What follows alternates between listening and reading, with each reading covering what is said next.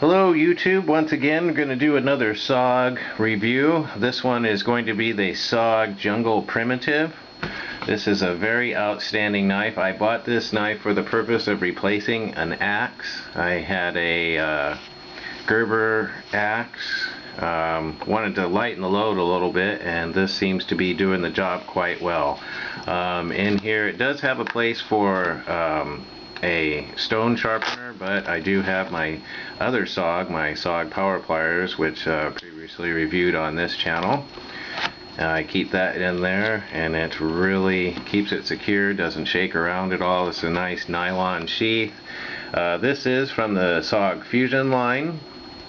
Got a hole in the bottom there for running paracord through, if you're wearing it on your side, that way it's not flapping around. You can tie it around your thigh there, and also has a hole in the back of the handle here for the same purpose. If you want to tie some string around there just to, while you're chopping, you really don't need to because the grip is so good. The sheath fits on the belt. It's a nice heavy duty sheath. Stays fastened, keeps the knife good and secure. The knife itself has an indestructible handle. This handle cannot be destroyed. I mean, you can beat on this thing with a 10-12 pound sledgehammer and it will not break. I've seen it done, but I haven't done it to mine because I don't like to treat my tools like that.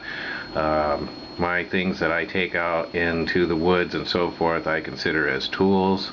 I try not to abuse them. I use them for the purpose that they're built for. This is a partially serrated blade. The blade length is 9.5 inches. You're probably wondering why I need such a big knife. The reason I use this knife is for the purposes of chopping down trees and batoning with the knife. That means splitting the wood. I wanted something that I could actually split or baton wood with that is actually a little bit longer. I get more of a length, so I can do bigger pieces of wood. It's a very sharp knife. The weight is 14 ounces, so it's almost a pound. But it's still lighter than carrying an axe in your backpack. It's made of 420 steel. Comes real sharp out of the box. Again, the handle is very heavy duty. It's made of katon. Not sure what that is, but it is very indestructible. Has some divots and so forth in there. It's kind of digital looking, gives it a nice grip. This definitely won't fall out of your hand.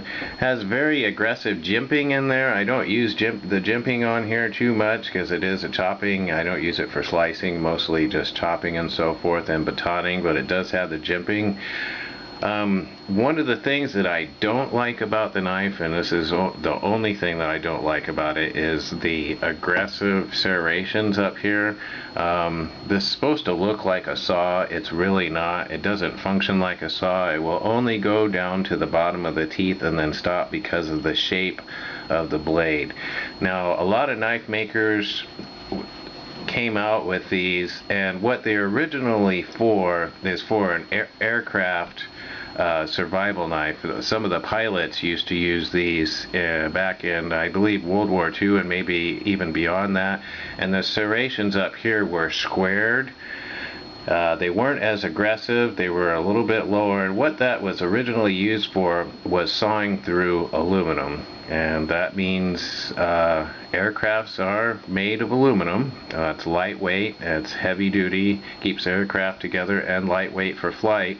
Now, if something ever happened and the pilot needed to free himself from the airplane, he could use his knife and use the squared serrations to saw through the aluminum airframe to get out.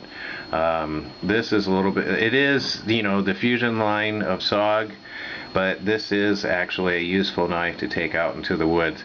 If SOG is watching this, if you could put out a knife that was exactly like this but didn't have these serrations, it would be, I would pick it up in a heartbeat. It's a very good knife, but I don't need these. This is more for the looks, I believe. It's really not too functional up there, because when I take my stick and I'm batoning, and I take a stick and I'm pounding on the top, it's actually eating into the stick that I'm pounding with, and I kind of got to change out there a little bit. I'm kind of losing a little bit of that downward force. It's just eating into the wood.